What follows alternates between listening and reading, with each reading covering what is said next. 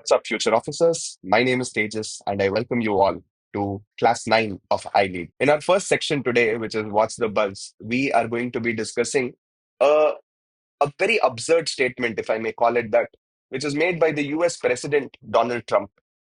He says that the Indian economy is dead, right? So, after he makes this particular absurd statement, the same question was asked to the top five leading AI companies of USA, like ChatGPT, OpenAI, Gemini, then there is Grok AI. All these AI companies were asked the same question that do you think Indian economy is really dead? And all of them asked a question back telling that are you for real?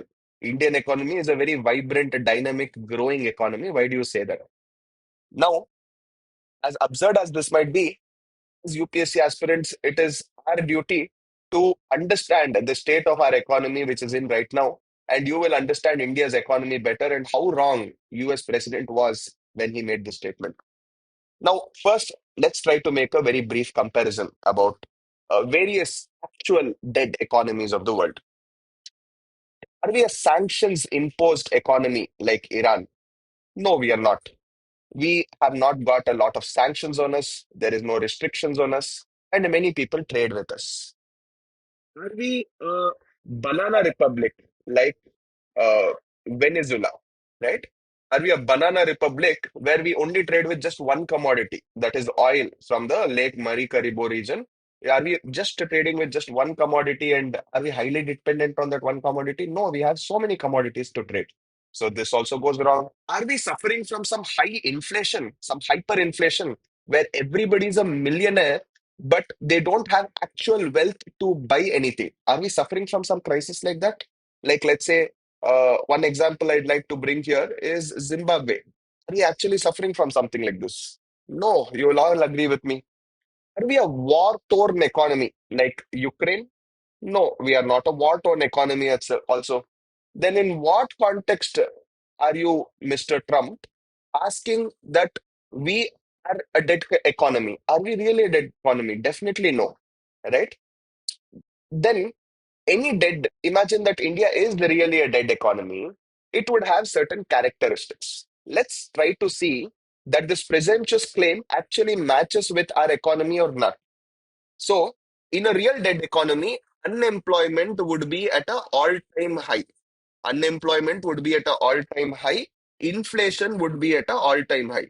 So basically, what I'm trying to tell is stagflation would be at an all-time high, right? So is this really the case? Is this what is happening? No. Okay. We don't have that much high unemployment also. We don't have that level of inflation also. Then for this kind of a thing, a currency has to be consistently, incessantly, continuously devalued. Okay. So is our Indian currency devalued to that extent? No. Right?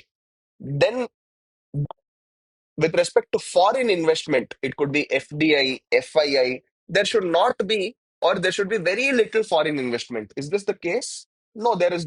It could be foreign investment or it could be domestic investment. Both of them are in a very good position. There is a lot of investment coming into India from within India and outside, right? What actually Trump said was that he said that Russia and India are both dead economies. See, we would understand to a certain extent that even if he said that Russia was a dead economy. Now, why do I say that? See, Russia actually it was taken out of a grouping of developed countries called as G8 at that point of time. And later on, it became G7 because Russia went on to annex a province called as Crimea. So later it was put and so much of sanctions was imposed on it, and later on also it's this ongoing war between Ukraine is there. So Russia's economy has taken a hit. That much is there. But on what grounds did he call India as a dead economy? Was it a slip of tongue? Being in such an important position, he should mind all these words, right? What is the state of the actual Indian economy? See, in 2030, or according to some economists, they tell 2037, they say that India will be the third largest economy in the world. Okay. Third largest economy in the world. This is in nominal terms. According to purchasing power parity, we are already the third largest economy in the world. In so many countries, in some 190 odd countries, we are the third largest economy in the world. Doesn't it say something about us? We have the second largest army in the world, like second largest standing army in the world. And we are the first highest in population, surpassing even China very recently, where we are more than 143 crore people of us, right? So, so much of population, so much of young population that to high demographic dividend. We are the largest democracy. America might be the oldest democracy, but we are the largest democracy in the world. Okay, so much so that the largest democratic exercise is very regularly held, very transparently held, and very in a very accountable fashion it is held. Almost 90 crore people. Okay, hear me out again. 90 crore people actually come and take part in this exercise. Next, you see that many countries are competing with each other to come and do trade agreements and trade deals with India. So, considering all this, it is completely wrong to go and tell that the state of Indian economy is dead. In fact, our Commerce Minister, Mr. Piyush Goyal, he says that India at once upon a time was part of something called as Fragile Five. Now it has moved on. Okay. It has moved on to become part of the top five economies in the world. And this definitely goes on to make a statement. Our Prime Minister Narendra Modi ji, when he was addressing his own constituency, which is Varanasi, he says that India will become the third largest economy soon, but we have to rely a lot on our indigenous production. We should rely less and less on foreign imports. We should concentrate on Swadeshi goods, right? So when we talk about Swadeshi goods, he tells about this statement called as vocal for local. He tells about promoting Swadeshi, right? He tells that, in fact, if you talk about India, a lot of farmers, if you say youth, small industries, everybody, there is a lot of welfare schemes which are announced to make sure that the marginalized are not left out of the development story, right? So, when apart from that, when we talk about the absurdity and the claims made by Donald Trump, is it really true that India is a tariff king? Is it really true that we are imposing a lot of tariff? We are not buying anything from US. Although to a certain extent this statement holds true, but we have changed in the last 6 months to a very big extent. So much so that India's crude oil import from US, okay, our crude oil import has almost doubled. It has doubled in the last 6 months. And this definitely says a lot. But US, what is it always telling? US is telling, do not buy oil from Russia. Now, Russia has been our all-weather friend. We cannot just abandon Russia so many years and decades of friendship just because US said so, right? So we continue to buy oil, we continue to buy military equipment from Russia. Apart from this, this is also a matter of our strategic autonomy. Russia earlier used to threaten us with something called as KATSA.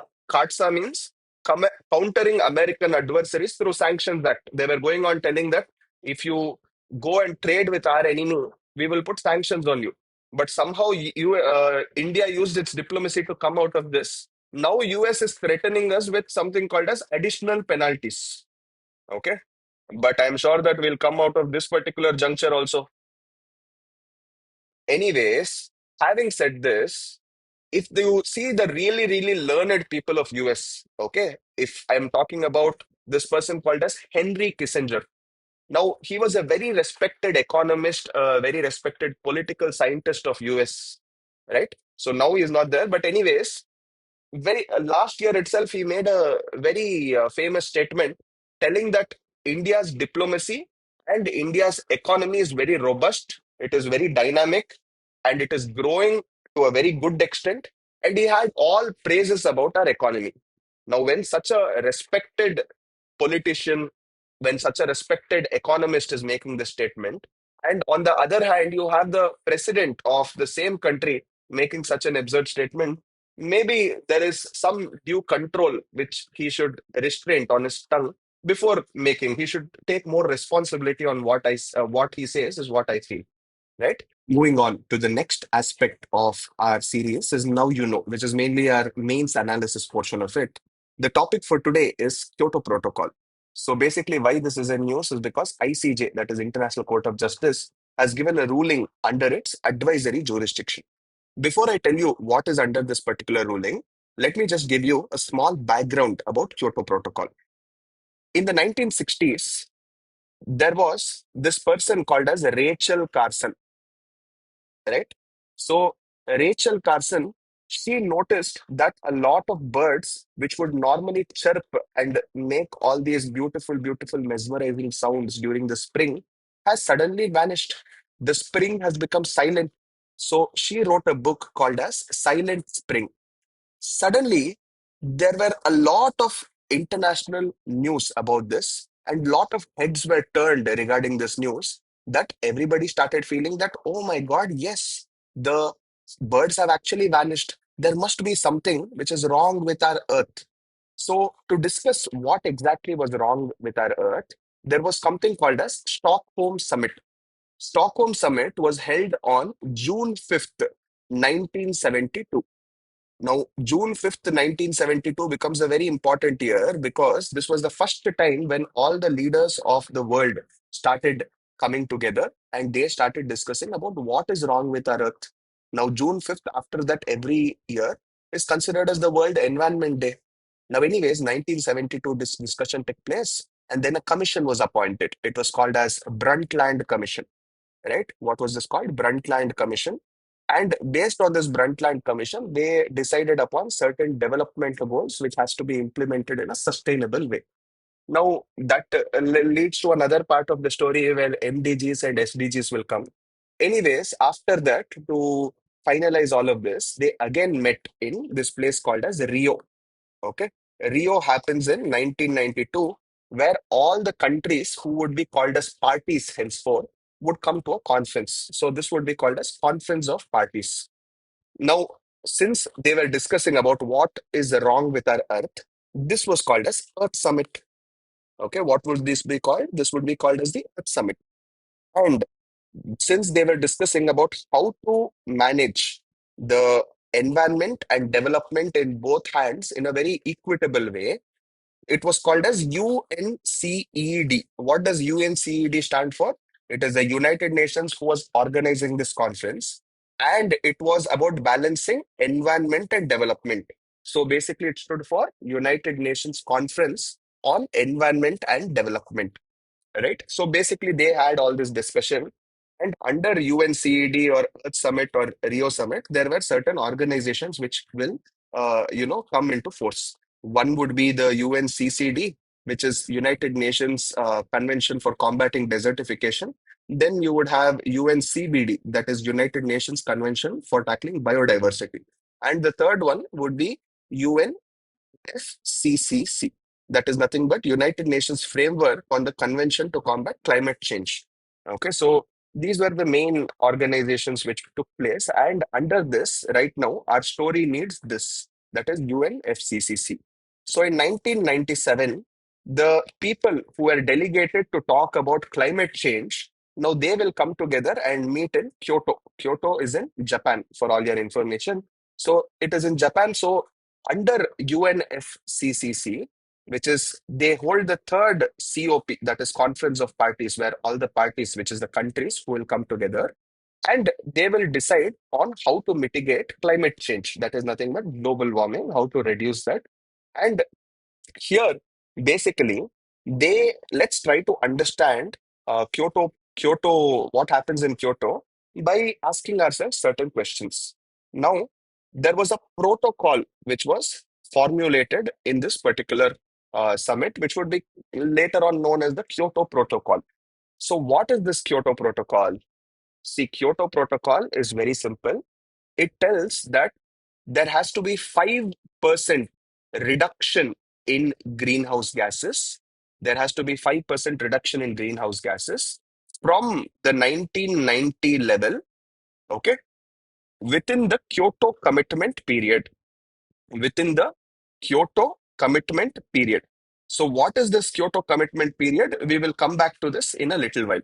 So, 5% of greenhouse gases which are there. Does this mean that all the greenhouse gases 5% should be reduced? No. 5% of six greenhouse gases has to be reduced. Now, what are these six greenhouse gases? Number one, you have methane. Okay. Second one is you have CO2, that is carbon dioxide. Third is nitrous oxide. Fourth one is HFC, that is nothing but hydrofluorocarbons. And next one is called as perfluorocarbons. Okay, perfluorocarbons. And the last one, the sixth one, is called as sulfur hexafluoride. Okay, sulfur hexafluoride. Okay, so these would be the six greenhouse gases which has to be reduced with 5% of whatever its concentration is from the 1990 level. What is this 1990? It is called as pre-industrial level within the Kyoto commitment period, they're telling. Okay, so this something was proposed and all the countries will start signing it one by one, one by one, one by one. And all the countries, you know that this is going to take time. So in 2005, okay, all the countries will agree to it.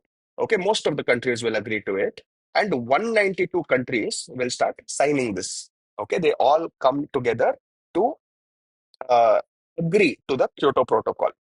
In that, there now in this Kyoto commitment period or Kyoto Protocol rather, there was a principle which was discussed. Now, what is this principle? They tell they discuss about who exactly should reduce this 5%. Should everybody reduce? So the answer to this was no, not everybody should reduce. It was called as common but differentiated responsibility, or we would call them as CBDR, common but differentiated responsibility, meaning to say that the responsibility to reduce the greenhouse gases is something which is common to all of them. But who was historically responsible for releasing these greenhouse gases in the first place? It was the developed countries. So the developed countries have to take the brunt of reducing these greenhouse gases in the initial stage. So that there is differentiated responsibility. Okay, so this was something which was agreed upon. And based on this principle, countries were divided into annex countries and non-annex countries. What were they divided as? Annex countries and non-annex countries. Now, annex countries are those developed countries who have contributed to all the greenhouse gases. Okay, they are the developed countries. Non-annex countries are the countries which are least developed countries or developing countries. They were not entirely responsible in terms of history for releasing all these greenhouse gases. Okay, so this was the principle which was there. Later on, another. So, right now, what happened is 37 of these industrialized annex countries will take up the responsibility that they will reduce it. However, US will opt out of Kyoto Protocol. It will tell that we believe that climate change is not real. We are not going to sign because it is extremely skewed, and US has to share a lot of this burden that we are going to spend all our money on reducing this. So we will not agree to this. If the developing countries also tell yes, then maybe we'll look after it. But anyways, for the time being, US told that it is not going to agree for reducing the Kyoto Protocol. Next question arises on how do we reduce this Kyoto Protocol, whatever mission is there, that 5% reduction of greenhouse gases from the 1990 level within the Kyoto commitment period. How do we reduce it? Okay, so under this, they told that you reduce however you want. It's a very flexible mechanism in which you can reduce. So there was something called as flexible market mechanism. Flexible market mechanism. Okay, so flexible market mechanism is this process where the countries are telling, where UNFCCC is telling the countries you reduce however you want, but you please reduce. It's very flexible. Now, what does this flexible market mechanism entail? It tells that overall there are three mechanisms which we are suggesting. The first one is called as joint implementation. Second one is called as clean development mechanism. And the third one is called as carbon trading. Okay. Now, carbon trading is later on mentioned in something called as Paris Agreement also under Article 6. Okay. So, carbon trading is a provision which will be there from now onwards. But let's try to understand what is it. Now, CDM, Clean Development Mechanism, is this particular thing. Clean Development Mechanism is where a non-annex country will come together with the annex country and they will implement a green project. Okay, when they implement a green project from this annex countries to this non-annex countries, there is going to be technology which goes, there is going to be research and development which goes, there is going to be technical know-how which goes, okay, there is going to be all the skilled manpower which goes. So all of this will be transferred from annex to non-annex countries. What do the annex countries get in return? They are going to get some CER. CER means carbon emission reduction units. So this carbon emission reduction unit, 1 unit would be equal to 1 ton of carbon dioxide. So they would earn certain units, and based on this certain units, they can emit that much of carbon dioxide. So this was the mechanism which was agreed. Joint implementation is the same thing, where two annex countries will participate. Now, in two annex countries, the advantage is that there is no real technology transfer. Okay, both the countries would have all this together and they would just have information sharing. Okay, now in this particular situation, both the countries are going to work together in tandem and they are going to implement a green project. Okay, when they implement a green project, like let's say a solar park or something else, in all of this also they are going to get some CER. So it is very obvious that any of the developed countries would prefer to do it with joint implementation itself, right? Carbon trading is that mechanism where they usually trade with the carbon, meaning to say that this particular CER units every country would have earned, and the UNFCCC is going to fix certain quotas for every country. Now, if that quota is breached, then they will buy that CER units from some other country who has not breached. Okay, so this is the carbon trading aspect of it. So basically, the UNFCCC under Kyoto Protocol is telling, please, industrialized countries, you please reduce it, do it however you want. It is a flexible market mechanism. Next question arises on within what time should we reduce? So all the countries, they agreed that the first Kyoto commitment period would last from 2008 to 2012. Okay. It is very obvious that most of the countries, they all agreed, they all ratified. Okay. And once they ratified this whole Kyoto Protocol, it became binding on the countries. But having said this, there were legal obligation on the countries, but did they achieve it within this first Kyoto commitment period of 2008 to 2012? No, they did not achieve it. Then comes the second Kyoto commitment period because they did not have a mechanism to take them forward of what they should do. Now, in that particular circumstance, there was another, extension of this period from 2012 to 2020. Now, from 2012 to 2020, this was called as the second Kyoto commitment period. Now, again, within this 2012 to 2020, there was supposed to be a framework which has another framework which has to come instead of the Kyoto Protocol. Now, this instead of the Kyoto Protocol, what was supposed to come, that came in 2015. Now, this was famously called as the Paris Climate Change Conference. Now, under this Paris Convention that took place, and they came up with so many of these guidelines, right? So, this Paris Convention, whatever took place, that resulted in something called as the Paris Agreement. Okay.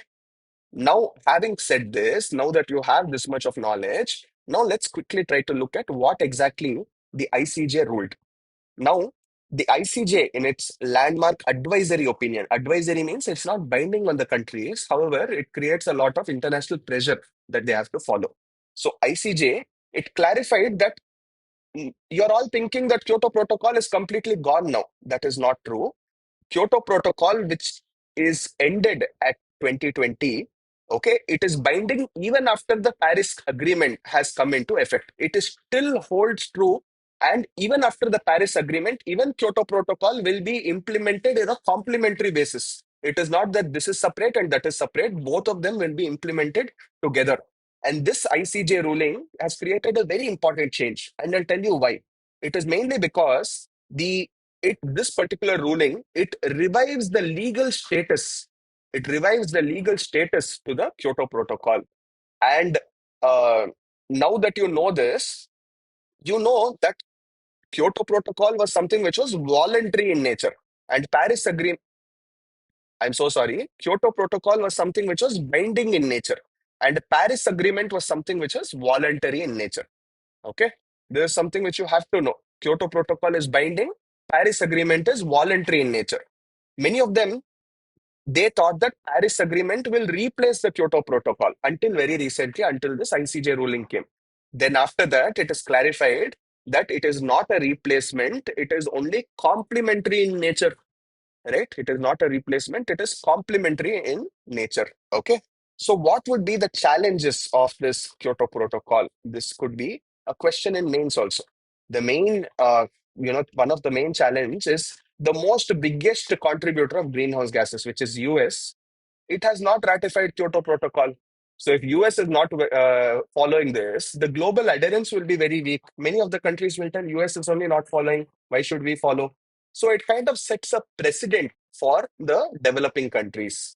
Second one is that there is no enforcement mechanism. Okay, you are telling that it is binding. All of that is fine.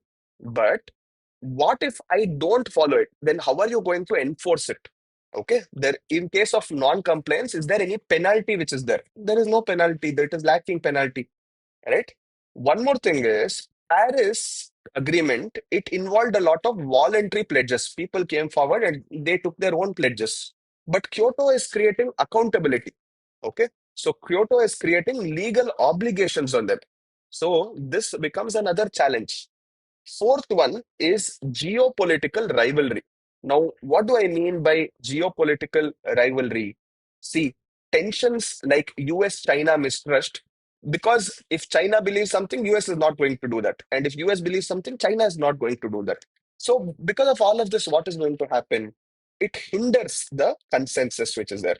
It hinders the consensus on the global climate obligations, right? So, what could be the way forward for this? Very, very simple. Okay. The way forward is to reactivate Kyoto Protocol, because it's a very good thing. When Kyoto Protocol was active, even though it was not achieved, there was considerable change in most of the climate policies, and people were going close towards achieving their targets. So it can help us track and assess the past commitments to reinforce the legal climate accountability. Second one is that it strengthens the Paris transparency, right? So you should not see that both of them are different. It is just that one is complementing the other. So if you apply the Kyoto style reporting and rigor to improve the trust and comparability of Paris, then we will suddenly achieve a sea change when it comes to this climate change mechanism. The third one is to expand the climate jurisprudence. See, what do we mean by expanding this climate jurisprudence? See, we have to use these ICJ rulings and these tribunals to build some legal clarity on state climate obligations. Okay. The fourth one is to revive this north south equity. Most of the developed countries, they try to escape by telling that there is no equity, everybody has to be in the same position to reduce in the climate change. They like that, but whatever research and development they have done, ultimately they have to share it with the developing countries. They have to ensure that finance, technology transfer, burden sharing, all of this aligns with the common but differentiated responsibility. Okay, with this only we can ensure that leapfrogging takes place in the developing countries' technology also. Okay, so then every country will have some local pledges. So you have to merge the local and the voluntary models. This is again very, very important. Okay, so you create something like a hybrid system, combing the Kyoto's obligations with Paris flexibility. So ultimately, what will this ensure? This will ensure effective governance.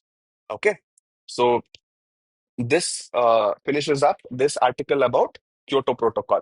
I'm sure that climate change is a very, very important topic for any exam, for prelims or for mains. So, staying updated with the recent COP summits, anything which is in news about this will definitely help you, as there is a high likely question for this Kyoto Protocol for it to appear in your prelims or mains or sometimes even in your personality test. Moving on to the next aspect, which is called as pre-competence, which is basically facts relating to prelims. So in our first news today, we have this Apna Ghar initiative. What is this Apna Ghar initiative? It is an initiative by the Ministry of Petroleum and Natural Gas. So what this has recently planned is a very ambitious initiative. They are planning, usually all these truckers who are there, they are going on riding trucks for very long durations of time on roads. So what do they need? They need some place to rest. They need a comfortable and hygienic resting space across all the major highways. So this Apna Ghar initiative is to try to give them shelter and make them feel like they have a home away from home, right?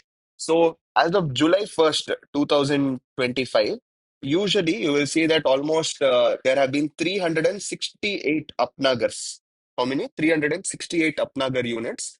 And in this 368 Apnagars, there have been 4,611 beds which have been installed, and it has been set up by OMCs. What is this OMCs, you might ask? OMCs means oil marketing companies. Okay, so usually wherever there is some retail fuel outlets along the national and state highways, they are constructing this government-made Apnagar initiative. So this Apnagar will have dormitories, it will have self-cooking areas, and it is going to have restaurants or dabas. It is going to have some clean toilets, okay, dedicated bathing areas, so purified drinking water, internet facilities, and it is going to even have a app wherein they can check how many of these beds are vacant and where it is full, where it is empty, etc. So there is going to be some tech integration as well, right? Since it is developed and looked after by OMCs, this can also be an example of public-private partnership. Okay, this can also be an example of public-private partnership. The next important news is called as NISAR. So what is this NISAR all about? NISAR is an acronym. It's a space satellite which is being sent to space. So this NISAR, it stands for NASA ISRO Synthetic Aperture Radar. Okay, so it's an acronym. It has a full form. Synthetic Aperture Radar. So, when we are talking about this synthetic aperture radar, NASA ISRO synthetic aperture radar, we see that it is a aperture radar, meaning to say that generally what white clouds are there and vegetation is there, and generally it is not easy for a satellite to observe what is going on in the ground. But with this synthetic aperture radar, they are able to get through the clouds, they are able to get through the vegetation and make certain observations. Now, basically, what is this? See, NISAR is basically a Earth observation satellite. Earth observation satellite means it is there to observe this, it is there to observe the Earth. But it does this through a synthetic aperture radar, which comes in two bands. What is this bands now? These bands are called as L band and S band. Now, L band is something which is contributed by NASA, and S band is something which is contributed by ISRO. Now, both of them have specific functions. L band synthetic aperture radar, it helps in telecommunication. Okay, it helps in telecommunication and for all the scientific data. Then there is GPS receivers in L band. Then there is a solid state recorder in L band, and there is payload data subsystem. So this payload data subsystem, this also comes in L band. Okay, so who does this L band? It is NASA. Okay, so I hope that all of you are clear with what NASA is contributing to this mission. And then we have the S band. Now, S band is generally based on how the satellite would perform. Okay. And basically, it will cater to all the launch vehicles because the launch vehicle which is being used is called as GSLV. In specific, GSLV Mark II. That is also again a Indian product, a ISRO product. Okay. So whatever launch services coordination is required, that will again be done by the S band. Okay. I hope that this is clear. Now that we are this thing, now where is it going to be placed? That is the next, question which will arise. So it is going to be placed in something called a sun synchronous orbit. Sun synchronous orbit. Okay, these are very, very big factuals which you have to know for attending the prelims exam. They might just change the sun synchronous orbit into geostationary orbit or some other thing. Now you should be able to figure it out. What is the altitude of this? The altitude would be 747 kilometers. Okay, so all these are what you should know. Where is it being launched? There is one more factual. It is going to be launched by in the Satish Dhawan. It going to be launched in Satish Dhawan Space Center. Okay, so that is part of ISRO itself. So these are all the important factuals you have to know about the NISAR. Okay, which is from the prelims perspective. The last aspect is called as Heinz dilemma. Now, what is this Heinz dilemma? This is part of our ethics value addition and essay value addition. You can definitely use this in your ethics whenever a conflict between professional ethics versus personal ethics will come, or you have a conflict between morality versus responsibility. In all these aspects, you can bring in Heinz dilemma to try to showcase. Okay, so this contradiction, you just write a statement in bracket, you put Heinz dilemma, it'll add a lot of value. Now, who gives this? It is Lawrence Kohlberg who uses this science dilemma to explain his, moral autonomous principles. Now, what is this moral autonomous principles of Lawrence Kohlberg? We have already had a video where I explained this. If you do not know it, I would recommend you to go to that video, watch that particular aspect so that your value addition in ethics is done in a complete way. Anyways, coming back to Heinz dilemma, there is a small story I'd like to tell you. It is about this person called as Heinz. Okay, so uh, if I have to tell you like a story, the night was cold, the streets were empty, but inside Heinz's mind, there was a storm which raged. His wife, whose breath was very shallow, laid in a dim hospital light, but the doctors had already given up. But Heinz hadn't. Why was that? Because there was a cure. There was a drug which could save her. But the pharmacist, he wanted a fortune out of this. More money than even Heinz could ever scrape together. He begged, he pleaded, but the man behind the counter just smiled, calculating that no money, no medicine. Now Heinz stood outside the closed pharmacy that now started glowing with the sign closed, almost like it was mocking him. The drug was inside, just beyond the glass. It was just one brick away and one decision away. The law said, don't steal. But his heart screamed that don't let her die. Now, if you were in Heinz's position, what would you do? Would you break that particular glass and take out that medicine and give it to your wife? Or would you subscribe to law and just try to arrange the money even if you couldn't? Now, what actually is supposed to happen is not what Lawrence Kohlberg tells, but what he rather tells is that in the pre-conventional order, people think in a different way. Okay, people think in a different way. In a conventional order, people think in a different way. And in post-conventional, again, people have different views about what should be done. Okay, that is nothing but in different stages of our life, people would have reacted differently, right? In the first stage, in the pre-conventional, they would say that breaking the law is very bad. So ultimately, he has to just be quiet. He has to accept his fate. So that would be the response in the first aspect. In the conventional stage, they would tell that if there is a possibility to save the wife, then it is okay to break the glass. Ultimately, we have to do what is this thing. Then post-conventional, they would tell that the whole aspect of the medicine being very costly for Heinz to get his hands on is unjust, right? So what I'm trying to tell is in different stages of their life, they would react in a different way. Anyways, you can use Heinz dilemma in your answers, and I'm sure that that will enrich your marks and your value addition in your ethics preparation.